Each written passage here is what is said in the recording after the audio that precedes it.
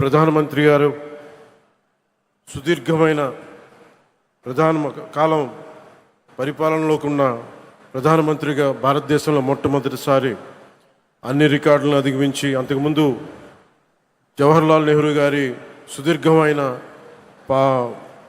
వారి రూలింగ్ని కూడా అధిగమించి ఈ రోజున గౌరవ ప్రధానమంత్రి శ్రీ నరేంద్ర మోదీ గారికి కూటమి సభ్యులందరి తరపున, కూటమి ప్రభుత్వం తరపున వారు దిగ్విజయంగా అందరినీ సర్పాస్ చేసి ప్రీవియస్ మన ప్రధానమంత్రులైన జవహర్లాల్ నెహ్రూ గారిని కూడా సర్పాస్ చేసి ఆయన ముందుకెళ్ళి సుదీర్ఘకాలంగా సేవ చేస్తున్న ప్రధానమంత్రిగా ఖ్యాతికెక్కిన ప్రధానమంత్రిగా నరేంద్ర మోదీ గారికి మరోమారు నా ధన్యవాదాలు, మరోమారు నా శుభాకాంక్షలు తెలియజేస్తాను. ఈ కార్యక్రమం 9వ తారీఖు జరగాల్సిన కార్యక్రమం, కానీ ఆ రోజున దురదృష్టవశాత్తు ప్రైవేటీకరణ కాకుండా ఆపుకున్న మన ఎన్డీఏ ప్రభుత్వం నారా చంద్రబాబు నాయుడు గారి నాయకత్వంలో ప్రధానమంత్రి గారి ఆశీస్సులతో ఎన్డీఏ సమిష్టి కృషితో స్టీల్ ప్లాంట్ ప్రైవేటీకరణ కాకుండా ఆగింది.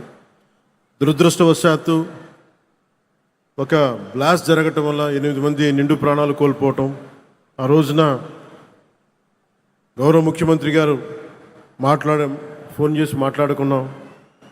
ప్రాణాలు కోల్పోయిన ఈ సందర్భంలో, ఈ దుర్ఘటన జరిగిన సందర్భంలో మనం ఈ విజయోత్సవ సభ బాగున్నదని చెప్పి పెద్ద మనసుతోటి ఆ రోజు గౌరవ ముఖ్యమంత్రి నారా చంద్రబాబు నాయుడు గారు దాన్ని పోస్ట్పోన్ చేసి ఈ రోజుకు పెట్టారు. మనస్ఫూర్తిగా అలా నిర్ణయం తీసుకున్నందుకు వారికి ఈ సభ తరపు నుంచి ఈ వేదిక తరపు నుంచి మనస్ఫూర్తిగా వారికి నా ధన్యవాదాలు తెలుపుతా ఉన్నాను. ప్రజాస్వామ్యంలో అంతిమ న్యాయ నిర్ణేతలు ప్రజలే. ప్రజలు తమ తీర్పు ద్వారా దేశం కానీ రాష్ట్రం కానీ ఎటువైపు నడవాలో నిర్ణయిస్తారు. అటువంటి ప్రజలు బలంగా మాట్లాడినప్పుడు అది కేవలం ఒక రాజకీయ నిర్ణయం కాదు, ఒక సందేశం, ఒక హెచ్చరిక, ఒక దిశానిర్దేశం అవుతుంది. 2024లో ప్రజలు ఒక రాజకీయ సంస్కృతిని తిరస్కరించారు, భయాన్ని తిరస్కరించారు, అహంకారాన్ని తిరస్కరించారు, అధికారమే అంత అన్న భావజాలాన్ని తిరస్కరించారు. ప్రజాస్వామ్యంలో ప్రజల కంటే ఎవరు పెద్దవారు కాదని మరోసారి గుర్తు చేశారు. అందుకే 2024లో చేసినట్టు కొన్నిసార్లు ప్రజలు కేవలం ఓటు వేసి వదిలిపెట్టరు, చరిత్ర రాస్తారు. 2024లో ఆంధ్రప్రదేశ్ ప్రజలు చేసింది అదే. ఆ తీర్పు ఈ రాష్ట్రానికి మళ్ళీ ఆశనిచ్చింది, ఆంధ్రప్రదేశ్ సమాజానికి మళ్ళీ ఆత్మవిశ్వాసాన్ని ఇచ్చింది, ఒక తరం భవిష్యత్తుని మళ్ళీ నమ్మకాన్ని కల్పించింది. ప్రజలు మౌనంగా కనిపించిన అవసరం వచ్చినప్పుడు చరిత్రని మార్చగలరని మరోమారు నిరూపించిన సందర్భం అది. 2 ఏళ్ల క్రితం మీరిచ్చింది కేవలం అధికారం కాదు, ఒక బాధ్యత. ఆ బాధ్యతని గుర్తుంచుకుంటేనే ఈరోజు మీ ముందుకు వచ్చాం. ఈ చారిత్రక విజయానికి కారణమైన ప్రతి కార్యకర్తకి, ప్రతి నాయకుడికి, ప్రతి మహిళకి, ప్రతి రైతుకి, ప్రతి యువకుడికి నా హృదయపూర్వక కృతజ్ఞతలు. ఈ విజయం కేవలం తెలుగుదేశం పార్టీదో, భారతీయ జనతా పార్టీదో, జనసేన పార్టీదో కాదు, ప్రజల విజయం ఇది. ఇది అహంకారం విధ్వంసంపై ప్రజాస్వామ్యం సాధించిన విజయం. ఈ కూటమి ఆంధ్రప్రదేశ్ పునర్నిర్మాణం కోసం ఏర్పడిన కూటమి. ఈ కూటమి అధికారాన్ని పంచుకోవడానికి కాకుండా బాధ్యతని పంచుకోవడానికి ఏర్పడింది. దేశానికి ప్రధానమంత్రి శ్రీ నరేంద్ర మోదీ గారి దూరదృష్టి, రాష్ట్రానికి ముఖ్యమంత్రి శ్రీ నారా చంద్రబాబు నాయుడు గారి అనుభవం, ప్రజల ఆకాంక్షలను ప్రతిబింబించే జనసేన సంకల్పం, ఈ 3 శక్తులు కలిసినప్పుడే ఆంధ్రప్రదేశ్ పునర్నిర్మాణానికి బలమైన పునాది ఏర్పడింది. కూటమిలో జనసేన 21 సీట్లతోటి సర్దిపెట్టుకునే సందర్భంలో చాలామంది వివిధ రకాలుగా విమర్శించారు. కానీ మేము 21 సీట్లతో రాజీ పడలేదు. ఆంధ్రప్రదేశ్ భవిష్యత్తు కోసం 21 సీట్లకి జనసేన పరిమితాన్ని చేశాం. ఆ త్యాగానికి ప్రజలు ఇచ్చిన సమాధానమే 100% స్ట్రైక్ రేట్. 2 ఏళ్ల క్రితం మేము ఇచ్చిన హామీలు ఈరోజు ఒక్కొక్కటిగా ఆచరణలో కనిపిస్తున్నాయి. పెరిగిన వృద్ధాప్య పెన్షన్లు, మహిళలకి ఆర్థిక భరోసా, ఉచిత గ్యాస్ సిలిండర్లు, మహిళలకి ఉచిత బస్సు, రైతులకి అన్నా క్యాంటీన్లు, విద్యకి ప్రాధాన్యత, యువతకు ఉపాధి అవకాశాలు, మేము చెప్పింది ప్రతిదీ ఆచరించి బలంగా ముందుకు తీసుకెళ్తా ఉన్నాం. నా శాఖల విషయానికి వస్తే మహాత్మా గాంధీ కలలుగన్న గ్రామ స్వరాజ్యం, పండిట్ దీన్ దయాళ్ ఉపాధ్యాయ ప్రతిపాదించిన అంత్యోదయ సిద్ధాంతం, last mile governance, doctor B R Ambedkar గారి రథసారథిగా రాజ్యాంగం ద్వారా స్థానిక స్వపరిపాలనకు వేసిన బలమైన ప్రజాస్వామ్య పునాదులు, ఈ 3 ఆలోచనల సంగమమే నేడు నరేంద్ర మోదీ గారి నాయకత్వంలోని ప్రభుత్వ పాలనా తత్వం. సబ్కా సాత్, సబ్కా వికాస్, సబ్కా విశ్వాస్. గ్రామాన్ని భారతదేశానికి కేంద్ర బిందువుగా చూడాలనుకుని ఆ దిశగా అత్యంత నిబద్ధతతో కృషి చేస్తున్న ఒక పంచాయతీరాజ్ శాఖ మంత్రిగా ఈరోజు మీ ముందు మాట్లాడుతూ ఉన్నాం. ఒక పిల్లవాడి భవిష్యత్తు పాఠశాలలో ఎలా నిర్ణయించబడుతుందో, ఒక దేశ భవిష్యత్తు అదేవిధంగా గ్రామంలో నిర్ణయించబడుతుంది, గ్రామ పంచాయతీలో నిర్ణయించబడుతుంది. ఒక రైతు ఆశ, ఒక మహిళ ఆత్మవిశ్వాసం, ఒక యువకుడి ఉపాధి, ఒక కుటుంబం ఆరోగ్యం, ఇవన్నీ మొదటిగా గ్రామ పంచాయతీ ద్వారానే ప్రభావితమవుతాయి. ఎందుకంటే ప్రజల జీవితాలకు అత్యంత దగ్గరగా ఉండేది ప్రభుత్వంలోని ప్రాథమిక గ్రామ పరిపాలనా వ్యవస్థ. అందుకే ప్రపంచవ్యాప్తంగా ప్రజాస్వామ్య పరిపాలనలో ప్రిన్సిపల్ ఆఫ్ సబ్సిడారిటీ అనే సూత్రాన్ని అనుసరిస్తారు. ఈ సూత్రం చెప్పింది చాలా సింపుల్. ఏ పనిని ఎక్కడ అత్యంత సమర్థవంతంగా ప్రజలకి అత్యంత దగ్గరగా చేయగలమో ఆ పని అక్కడే జరగాలి. అవ్వకపోతే ఆ ప్రభావం దానిపై వ్యవస్థపై పడుతుంది. గ్రామ స్థాయిలో అవ్వాల్సిన పని మండల స్థాయికి వెళ్ళకూడదు. అంతిమంగా క్యాస్కేడింగ్ రియాక్షన్ కింద మన దగ్గర ప్రతి పని ఎమ్మెల్యే దగ్గరికి వెళ్ళాల్సిన పరిస్థితి. అధికారాన్ని కేంద్రీకరించడం ప్రజాస్వామ్యం కాదు, అధికారాన్ని ప్రజల దగ్గరికి తీసుకెళ్లడమే నిజమైన ప్రజాస్వామ్యం. ఒక ఎమ్మెల్యే ఉండే నియోజకవర్గంలో దాదాపు 600 మంది స్థానిక ప్రజాప్రతినిధులు ఉంటారు. సర్పంచులు కావచ్చు, వార్డు సభ్యులు, ఎంపీటీసీలు, జడ్పీటీసీలు, సహకార సంఘాల ప్రతినిధులు. వీరందరూ ప్రజాస్వామ్యానికి రూట్స్, వేళ్ళు. కానీ ఆ రూట్స్ని బలహీనపరిచి చెట్టుని బలపరచలేము. స్థానిక సంస్థలని బలహీనపరిచి ప్రజాస్వామ్యాన్ని బలపరచలేము. ఇది కేవలం పరిపాలనా సూత్రం కాదు, ఇది ప్రజాస్వామ్య సూత్రం, ఇది బాధ్యతా సూత్రం. నాయకత్వం గ్రామం నుంచి రావాలి. 2 సంవత్సరాల్లో మేము నిర్మించడానికి ప్రయత్నం చేసింది కేవలం రోడ్లు, కాలువలు, భవనాలు కాదు. Trust, social trust, institutional trust. ఎందుకంటే ఒక వ్యవస్థ బలహీనపడినప్పుడు మొదట కోల్పోయేది డబ్బు కాదు, నమ్మకం. వ్యవస్థ కనుక న్యాయం చేయకపోతే కులమే ముందుకు వస్తుంది. వ్యవస్థ బలహీనపడితే ప్రాంతీయత ముందుకు వస్తుంది. వ్యవస్థపై విశ్వాసం తగ్గితే సమాజం చాలా చిన్న చిన్న గుంపులుగా విడిపోతుంది.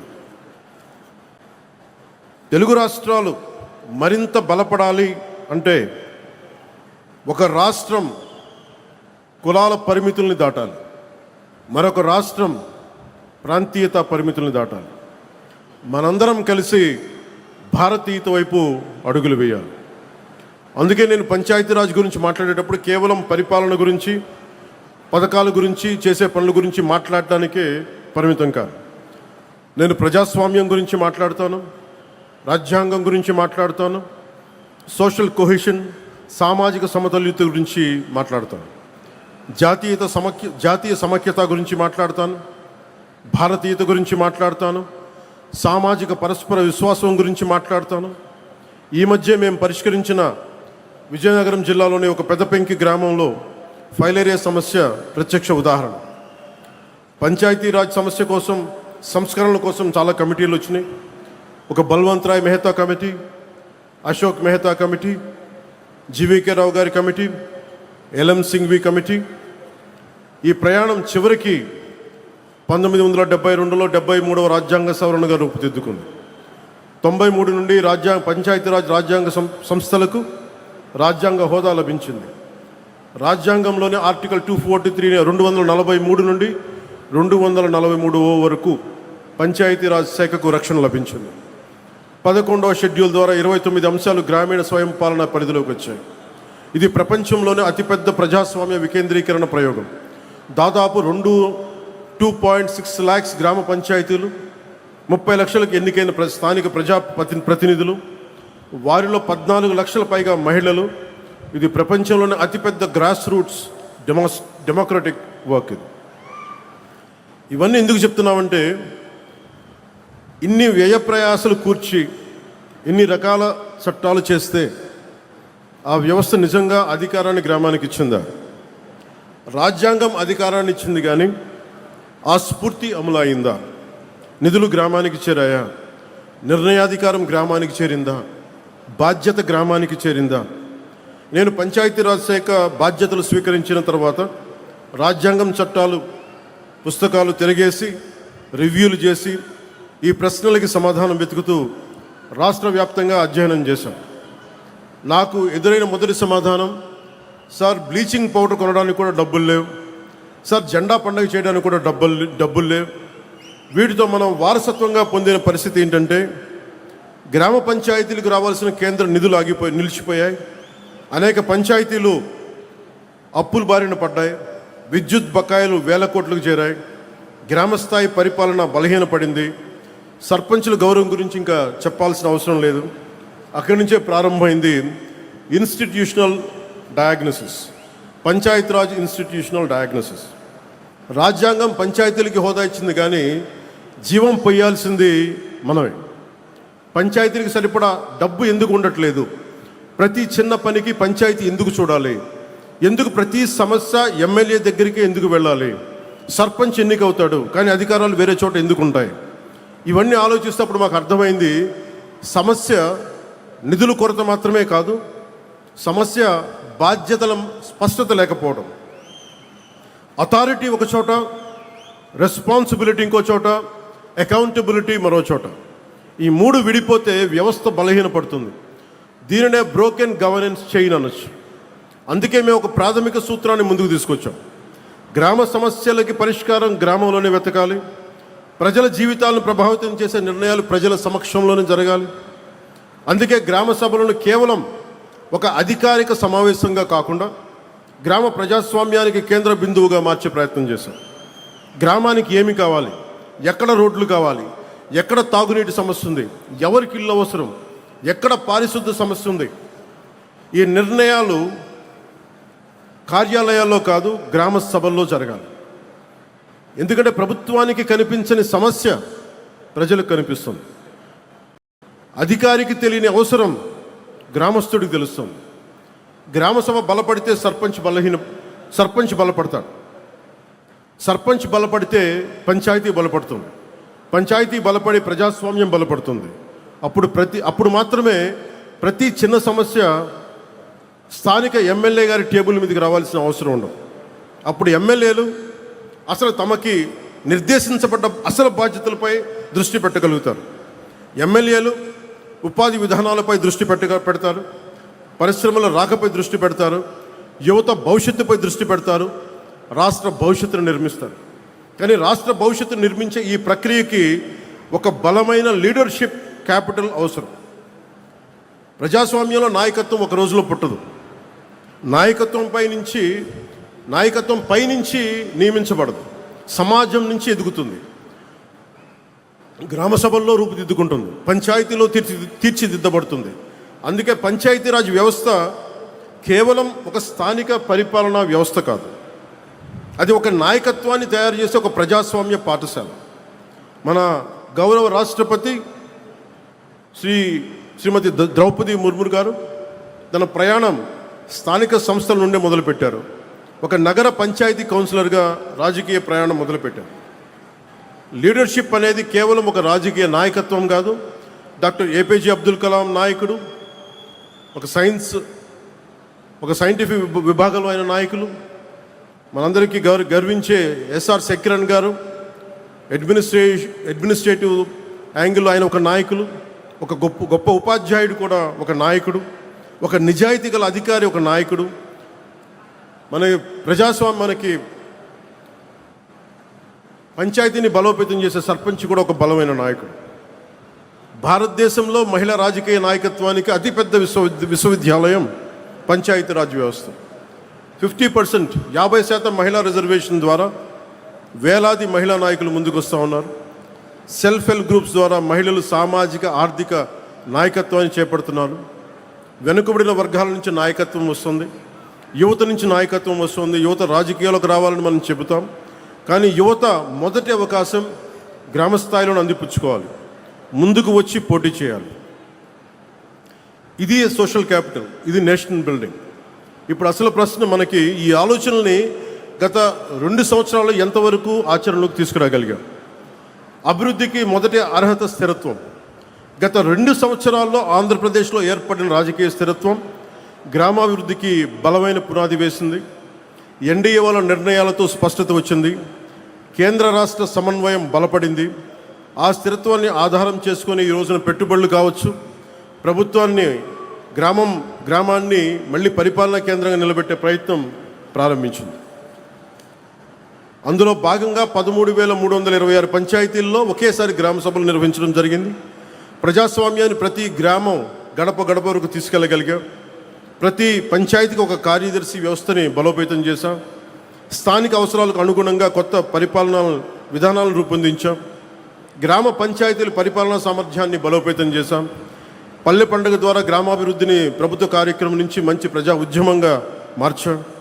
స్థానిక నాయకత్వానికి గౌరవాన్ని పునరుద్ధరించాం, ఇర్రెస్పెక్ట్ ఆఫ్ ద పొలిటికల్ అఫిలియేషన్స్. స్వర్ణ పంచాయతీ దిశగా ప్రయాణం ప్రారంభించాం. ప్రతి ఆలోచన సిద్ధాంతంగా మిగిలిపోకుండా ఫలితంగా కనిపించాలనే దానికి స్వర్ణ పంచాయతీ కేంద్రంగా ఒక చిన్న ఉదాహరణ చెప్తాను. మన ఈ పక్కనే తిరుపతి రూరల్ మండలంలోని శ్రీనివాసాపురం గ్రామ పంచాయతీలో స్వర్ణ పంచాయతీ పోర్టల్ ద్వారా ఆస్తుల వివరాలను శాస్త్రీయంగా అప్డేట్ చేశాం. ఇప్పటి వరకు పంచాయతీ రికార్డ్స్లో కనిపించని అనేక ఆస్తులు వ్యవస్థలోకి వచ్చాయి. ఆస్తుల సంఖ్య 1291 నుంచి 1356కి పెరిగింది. దీని ఫలితంగా పంచాయతీ ఆదాయ సామర్థ్యం 75 లక్షల రూపాయల నుంచి 1,66 లక్షలకి పెరిగింది. ఇక్కడ ₹1 పన్ను కూడా పెంచలేదు. స్వర్ణ పంచాయత్ పోర్టల్లో సమాచారం సరిచేసాం అంతే. ఇది కేవలం ఒక గ్రామ పంచాయతీ కథ కాదు. వ్యవస్థ సరిగ్గా పనిచేస్తే గ్రామాలు ఎంతటి సామర్థ్యాన్ని సృష్టించగలవో చెప్పే ఒక బలమైన ఉదాహరణ. భారతదేశపు అభివృద్ధి ప్రయాణంలో తదుపరి అధ్యాయం ఇక్కడే ఉంది. 2047 నాటికి వికసిత్ భారత్ నిర్మాణం పార్లమెంట్ భవనం నుంచి కాదు, 2.6 లక్షల గ్రామ పంచాయతీల నుంచి ప్రారంభమవుతుంది. భారతదేశ భవిష్యత్ పార్లమెంటులో మాత్రమే కాదు, గ్రామ సభల్లో కూడా రాయబడుతుంది. ఒక చిన్న వాగు ముందుగా తన పరిసర భూములకి నీరు అందించి తర్వాత ప్రధాన నదిలో కలుస్తుంది. అలాగే ప్రతి పంచాయత్ ముందుగా తమ గ్రామాలను అభివృద్ధి చేసుకోవాలి. అప్పుడు మండలం బలపడుతుంది, రాష్ట్రం బలపడుతుంది, జిల్లా బలపడుతుంది. మండలం, జిల్లా, రాష్ట్రం, తద్వారా దేశం బలపడుతుంది. 2 సంవత్సరాల క్రితం ప్రజలు మాకు ప్రభుత్వం ఏర్పాటు చేసే అవకాశం ఇచ్చారు. కానీ నేను దాన్ని కేవలం అధికార బదిలీగా చూడం, అది ఒక నమ్మకం బదిలీ. ఆ నమ్మకాన్ని నిలబెట్టుకోవడం మన బాధ్యత. ఆ దిశగా పనిచేస్తున్నాం. నిధుల కోసం మేము పోరాడగలం, విధానాల కోసం నేను పోరాడగలను, అధికారాల కోసం నేను పోరాడగలను. కానీ ప్రజల భాగస్వామ్యం లేకుండా అభివృద్ధి అనేది సాధ్యం కాదు. ప్రజలు పార్టీని కాకుండా వ్యవస్థల్ని నమ్మాలి. పార్టీలు ఉండాలి, వ్యవస్థల్ని బలోపేతం చేయడానికి ఉండాలి. నాయకుడిని కాకుండా సంస్థల్ని నమ్మాలి, వ్యక్తుల్ని కాకుండా విలువల్ని నమ్మాలి. అప్పుడు మాత్రమే ప్రజాస్వామ్యం శాశ్వతం అవుతుంది. నాయకులు ఏ నాయకులైతే ఏ పార్టీలైనా కావచ్చు, తెలుగుదేశం కావచ్చు, జనసేన కావచ్చు, భారతీయ జనతా పార్టీ కావచ్చు, వ్యవస్థను బలోపేతం చేసే దిశగా, విలువల్ని కాపాడే దిశగా, ప్రజాస్వామ్యాన్ని బలోపేతం చేసే దిశగా అడుగులేస్తే ఈ కూటమికి తిరుగుండదు. అప్పుడు మాత్రమే గ్రామ స్వరాజ్యం సాధ్యమవుతుంది. అప్పుడు మాత్రమే సామాజిక విశ్వాసం పునరుద్ధరించబడుతుంది. అప్పుడు మాత్రమే వికసిత్ భారత్ సాధ్యమవుతుంది. గ్రామం బలపడితే ప్రజాస్వామ్యం బలపడుతుంది. ప్రజాస్వామ్యం బలపడితే దేశం బలపడుతుంది. అందుకే మా ప్రయాణం కేవలం ఒక గవర్నమెంట్ ఫార్మేషన్ కోసం కాదు, నేషన్ బిల్డింగ్. మన తరం బాధ్యత కేవలం ఈ రోజుని పరిపాలించడం కాదు, రాబోయే తరాలకి బలమైన వ్యవస్థలను అందించడం. మనం తీసుకునే నిర్ణయాలు వచ్చే ఎన్నికల గురించి మాత్రమే కాకుండా వచ్చే తరాల గురించి కూడా ఉండాలి. అదే నిజమైన ప్రజాస్వామ్యం, అదే సుస్థిర అభివృద్ధి, అదే వికసిత్ భారత్కి మార్గం. మనకు పూర్వీకుల నుంచి సంక్రమించిన భారతదేశాన్ని కాపాడటం మాత్రమే కాదు, రాబోయే తరాల గర్వపడే భారతదేశాన్ని నిర్మించడం, అందించడం కూడా మనందరి సమిష్టి బాధ్యత, ఈ కూటమి బాధ్యత.